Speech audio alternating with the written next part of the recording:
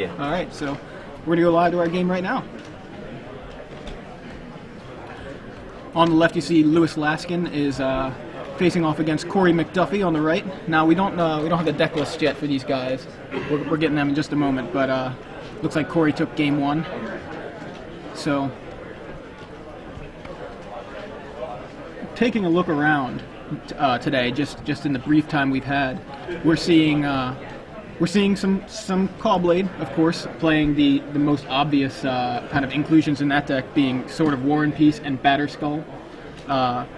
Those are probably the big additions to that deck, and I know a lot of people don't necessarily want to see that deck get stronger, but we've kind of seen some people taking that deck and going back to what Jerry has played a few weeks ago at a past Open Series in the Darkblade deck as being like an option for making the deck a little bit stronger. The discard spells are really strong right now, but let's just go into this game here. So Lewis led with a Creeping Tar Pit, and Korey cracked a Marsh Flats on turn one for a Swamp. So and there is a Despise. So first spell of the game, a new Phyrexia card, Despise. That was just what I was talking about.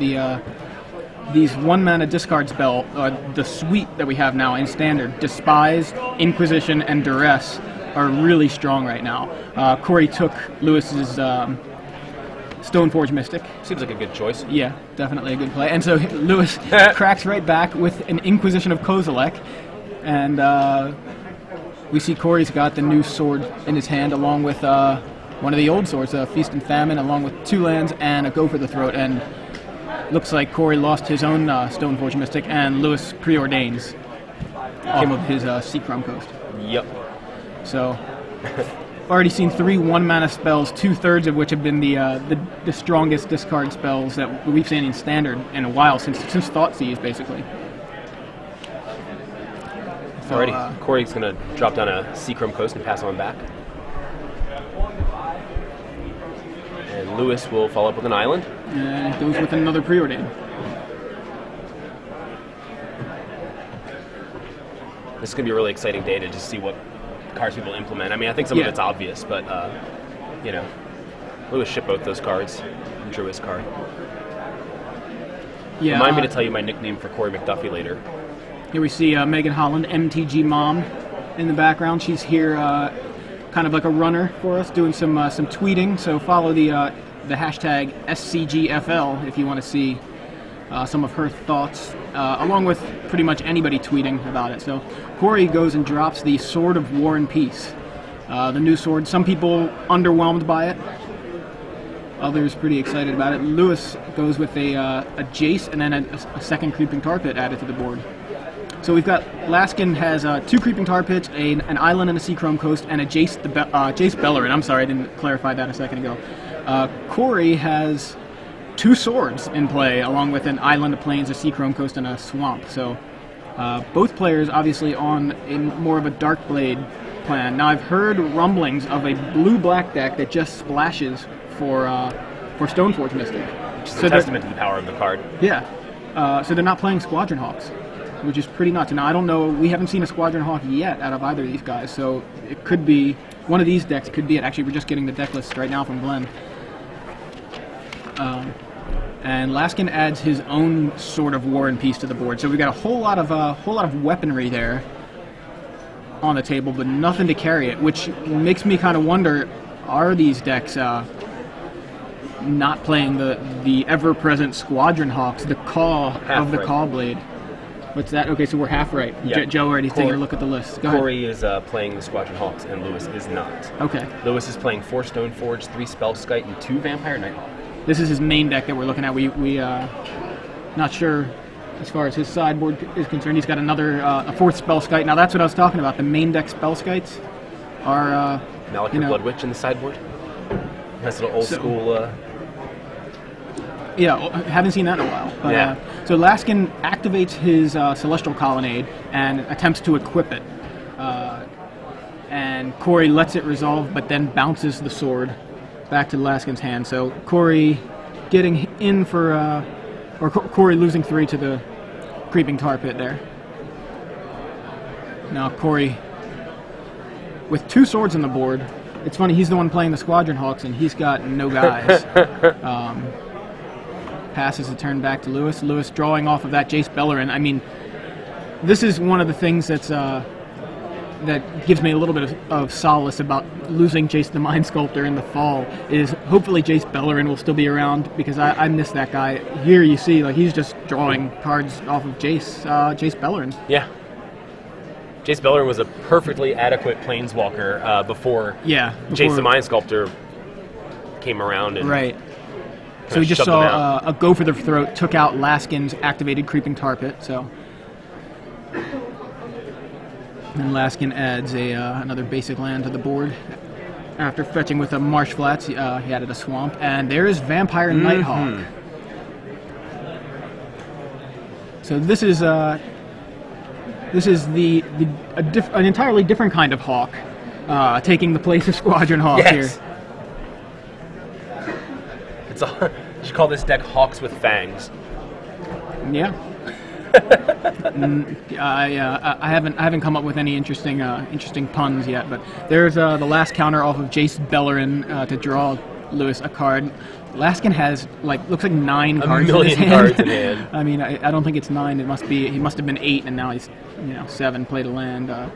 Plays back that Sword of War and Peace and equips it to the Nighthawk, and Nighthawk is in. Jason is going to get you started once again. Booster draft number 1. So this is the power of Sword of War and Peace. We're seeing it right here for the first time on SCG Live. I don't know how many cards are in Korey's hand. I'm pretty sure it's I mean, it looks like 3. So the Nighthawk hits for 4, and then another 3 which should drop Korey to 6. And Laskin just gained what, 6 life? Or I'm sorry, how much? 4.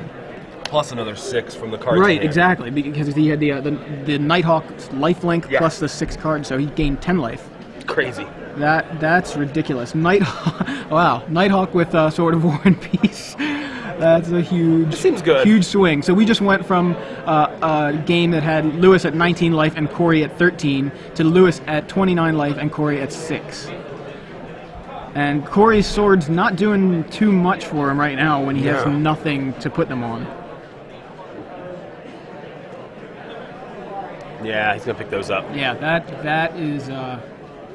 So that was huge. That was just brutal. I mean, that was Laskin rocking the pink cowboy hat. I don't think it's pink. I think it's Is it pink? I thought I saw it earlier. It's got a pinkish hue to it. I was gonna say I think it's just the tint of the room. The room's not really that pink. Well, the tint of whatever the image is we're getting. Maybe it's the MTG Mom sticker. That's what it is. It's the light reflecting off of the MTG Mom There's sticker. just an color association that you're doing in your mind. Nice, exactly. So, what were you going to say? Oh, I was going to say, do you want to hear the nickname that I came up with for Korey yesterday? Sure, why not? MTG True Hollywood Korey McDuffie. I don't know that I get that. Like True Hollywood Stories? Okay, I got it. MTG True Hollywood Korey McDuffie. Never mind. I thought it was good. Stretch. That was a really good one. It was really good, and you know it. I know the big question everybody's wondering is what exactly is Edgar Flores adding to his blue-white Caw-Blade? I mean, I wrote that here kind of as a joke because Flores is known for only playing blue-white Caw-Blade, and but from the sounds of it, it sounds like that's pretty likely. It's a pretty likely scenario that Edgar's playing either blue-white Caw-Blade or dark blade deck. Now I haven't seen it. It ain't broke, you know. Exactly. I have no idea what any of those guys are playing. Oh yeah. I think.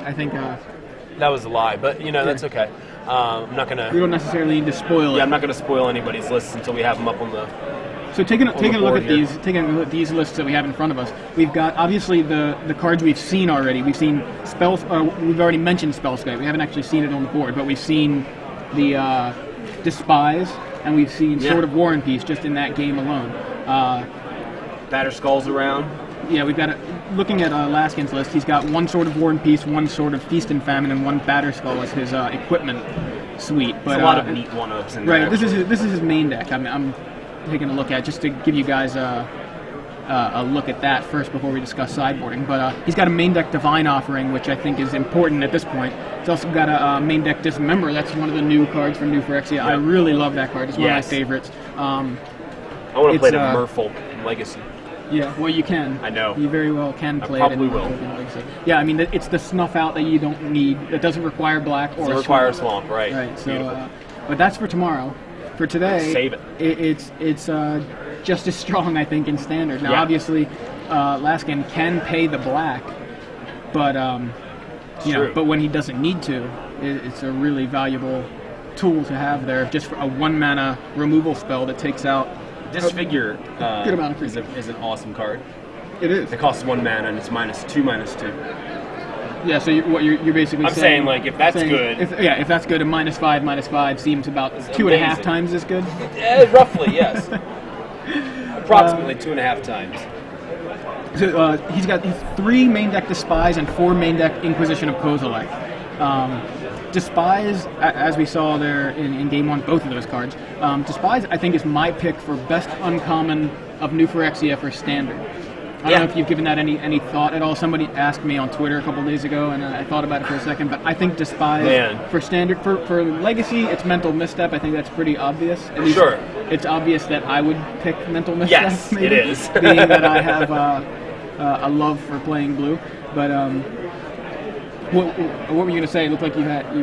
I would say that Beast Within gives it a run for its money, though, because Despise does a lot of what Black already does, whereas Beast Within does something that Green has been desperately needing in Standard. So that's a good point. Now, I've seen there's a lot of, I guess, controversy may be the wrong word, but a lot of disparity, I think, between opinions of Beast Within. A lot of people see, giving them a 3/3 is not necessarily the best thing, but others are saying, well, it's not necessarily the worst thing either. No, of course not. Chapin, I think, talked a little bit about Beast Within in a recent article. He wrote 3 this week, so it's one of those 3.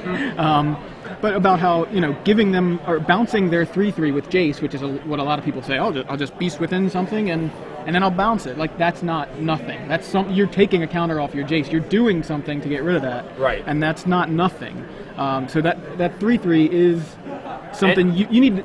Basically, I think Beast Within is an all-star in a deck that's built with it in mind. Yeah, not definitely. necessarily built around it, but with it in mind. I think that anything is not nothing. That's true. Good point. Thank you. It is what it is. I'll be making those all weekend. You're going to say things like, it is what it is, we are where we are, that kind of thing. Like, They are who we thought they were. well, not that one. Copyright 2007 NFL Network. Yeah. No, but we may have somebody in the booth saying that about Call Blade later. So, but as far as Beast Within goes, now one of the cards, the green has available. I guess the whole thing is, do you have something that doesn't care about them having a 3/3? Does your deck care about that? Like a 4/4? Like a 4/4, a 4/5, maybe like a Leatherback Bailoff. A Batter Skull. Batter Skull just doesn't seem to care very much about a 3/3. Does not, especially considering it's like, gain some life too, if you decide you want to actually rumble.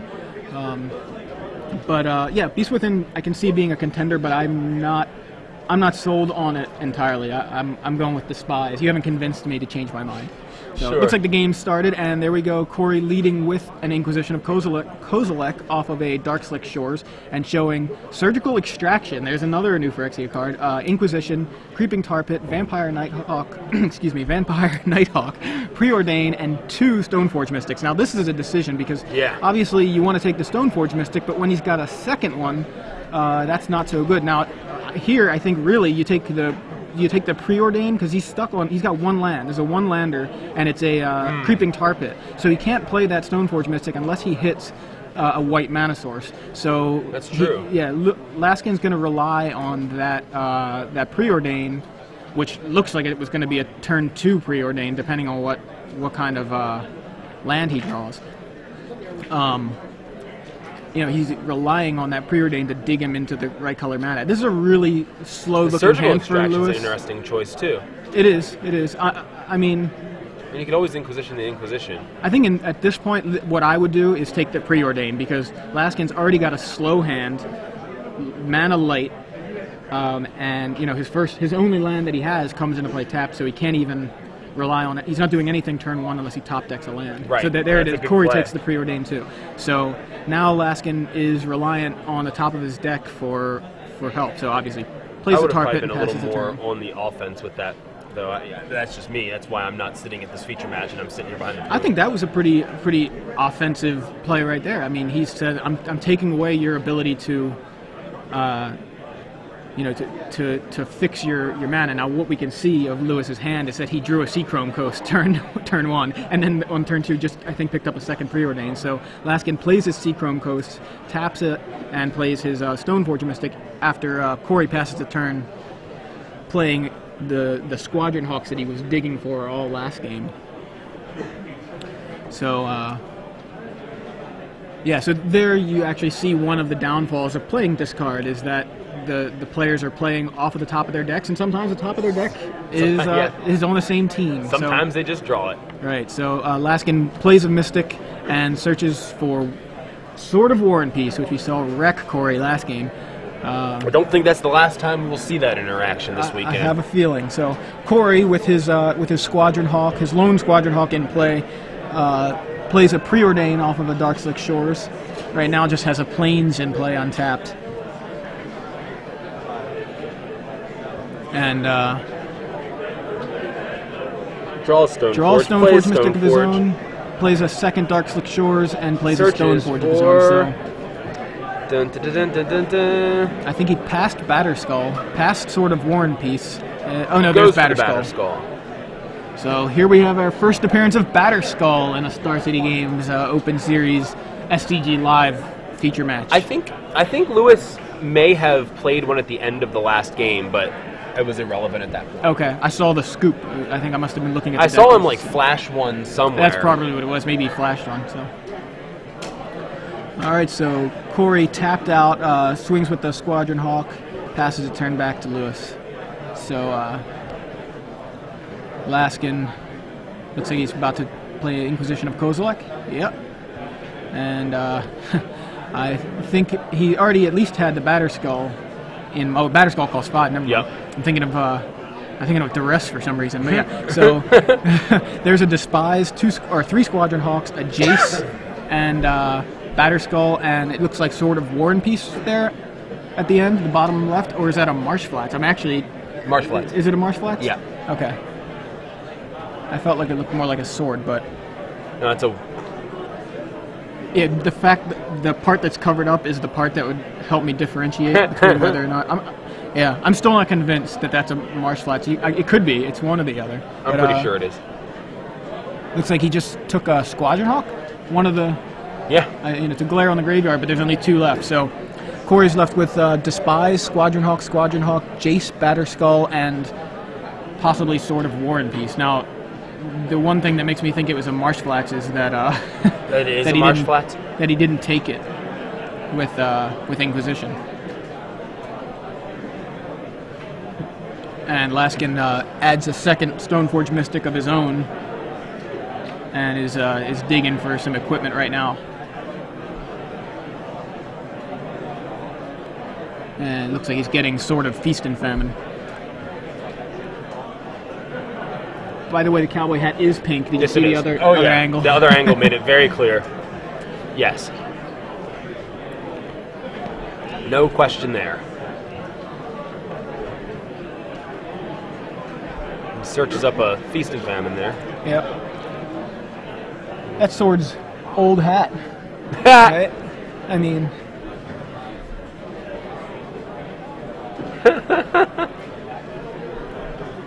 and plays a free or 2 life for his surgical extraction on Korey's Squadron Hawks. So that was what he was doing with the Inquisition. Yeah, the Inquisition taking the 1 Squadron Hawk out of Korey's hand and then surgical extracting the other 2. And then also gets to take a look through Korey's deck, even though he knows there aren't any more Squadron Hawks there. He's able to take a look through his deck and figure out what he boarded.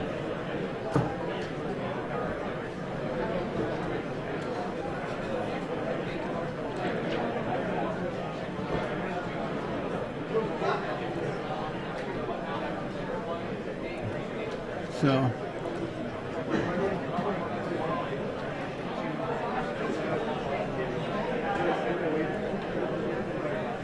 I believe he may have done that during Korey's upkeep, so he got a chance to see what he drew. Yeah. Or you mean end of his draw step, maybe? You mean? Yeah, that's what I meant. I'm sorry, after his draw step. Yeah. That's exactly what I meant. And I think what he drew was a Stoneforge Mystic, because I don't remember that being there. And you were right, it was a Marsh Flats. I know. That's cool. It just, I'm saying, it looked kind of like Sword of War and Peace. To me, I don't know. The sheen on the card. Well, if it was sheen on the card, he would be winning. Fair enough.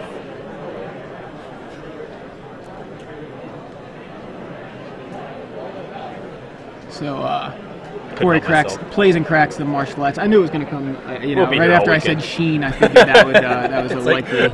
You catch yourself, like, smacking yourself in the head, like, oh my god, I can't believe I just let him lob that softball at him. Yeah, so 4 mana for a Jace the Mind Sculptor. Now, this card's good. Yep. Looks like he's going to probably brainstorm here. I'm not sure how accurate it is. Huh? I'm just trying to see if he's going for a brainstorm or Fate Seal. Looks like he went with Fate Seal. I mean, I was going to say if he brainstorms, he's going to have to chump with his guys if Laskin decided he wanted to kill Jace. I was just going to say I don't know how accurate the report is, but I've heard rumblings that we might see a couple Jace the Mind Sculptors this weekend. Yeah. Seems fair.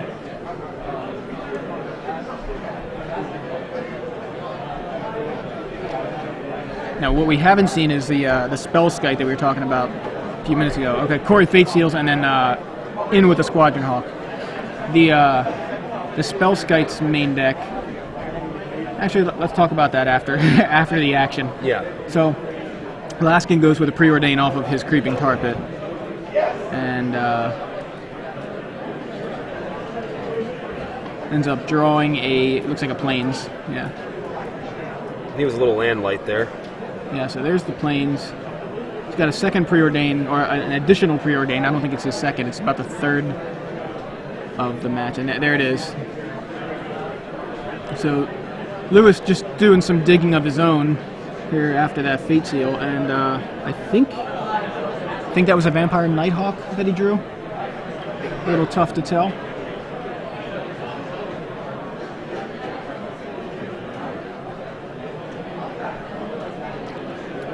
Pass the turn back to Korey, and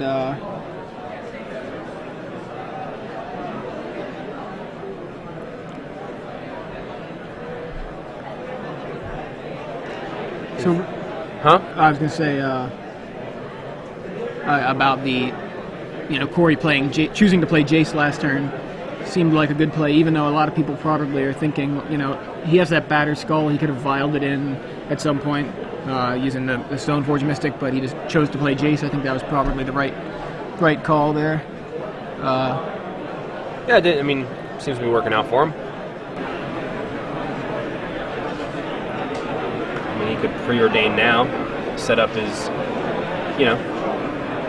Korey goes with a Creeping Tar Pit, and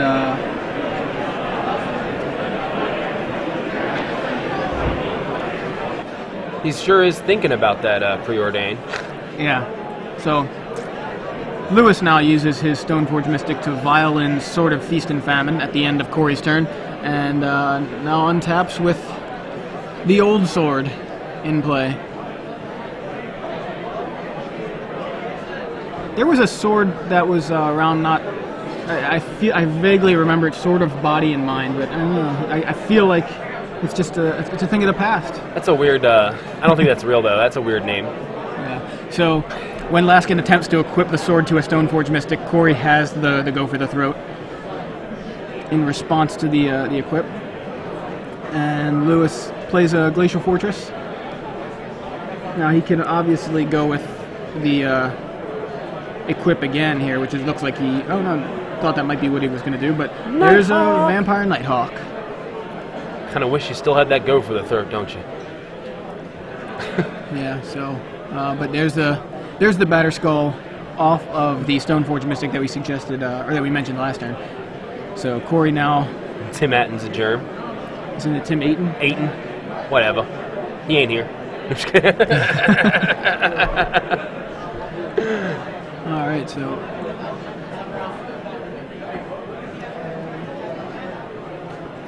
There's a Stoneforge Mystic from Korey.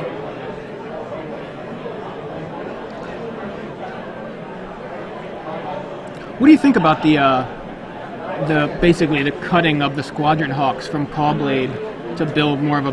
Basically, it's cutting it from the Dark Blade list to play something like Vampire Nighthawk and just a stronger black presence in the deck. What do you think? If there's one card I like to see getting a little more love in standard decks, it's Vampire Nighthawk. Okay. One of my favorite creatures in standard. Yeah. Definitely, the power level of that card I think has been undervalued, honestly, in terms of its value outside of vampires. You know what I mean? So Korey, after playing a Stoneforge Mystic, gets Sword of Feast and Famine, plays Sword of Feast and Famine, and off of his other Stoneforge Mystic, and equips it to the Germ token. So now we have a 6/6 lifelink, vigilance, pro-black, pro-green creature coming in. I think just attacked, and Laskin chump blocked with the Stoneforge Mystic over there. That's a lot of text that would be on that creature if it were actually printed. That's a big germ.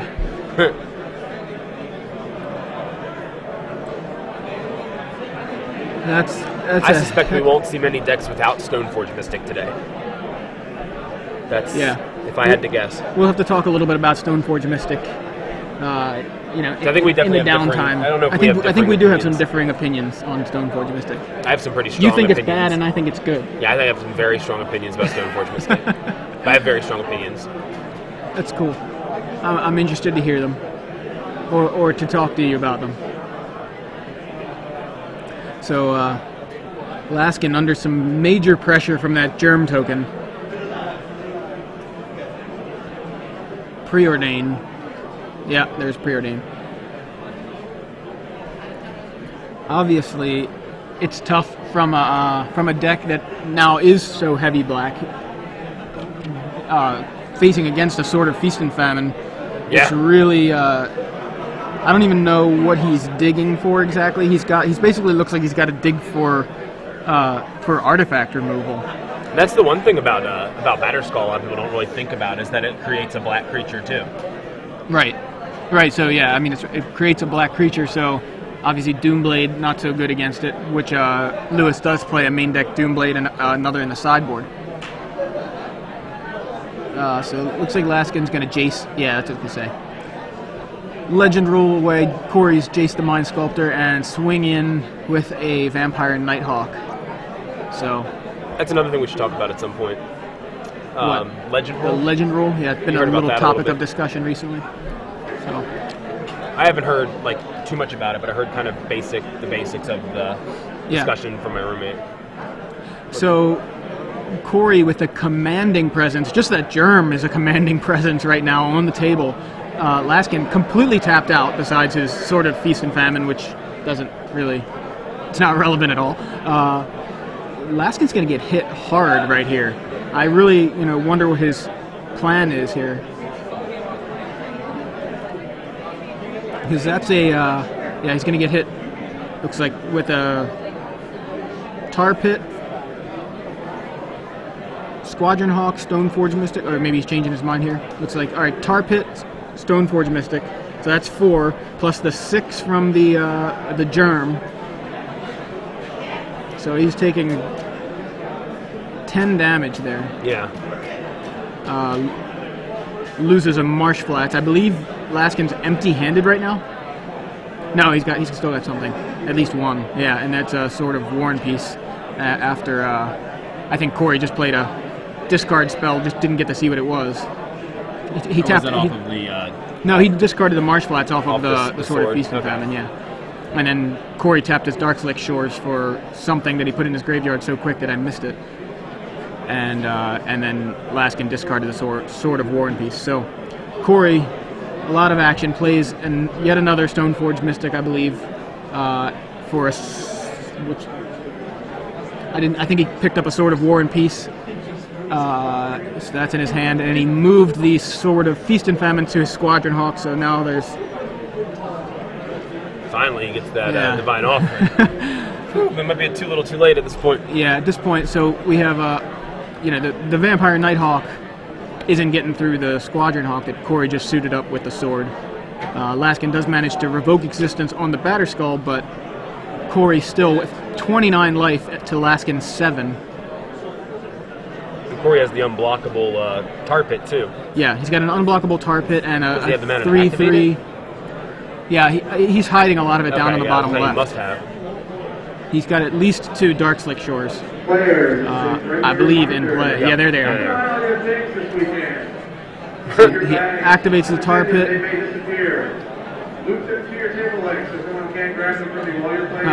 Plays another tar pit. Plays sort of War and Peace off of the Stoneforge Mystic. In with a tar pit and a Squadron Hawk. Untaps all his lands. Equips Sword of War and Peace to the one of the Stoneforge Mystics. I don't understand why untapped moved one. The other equipment too. I'd have just moved the other equipment. Well, maybe it depends on what he's got in his hand. At this point, he's kind of like he's got inevitability right here. I mean, inevitability is an understatement. He's got the win right here. Yeah. Depending on what Lewis plays. So if he's just got something like a Mana Leak or something, I don't even see. Does he even play Mana Leak? I'm looking around, looking at Korey's deck. No counter spells. Yeah, maybe Into the Royal. So there we go. Korey takes the game with 29 life at the end. Wow. So pretty decisive victory there for Korey.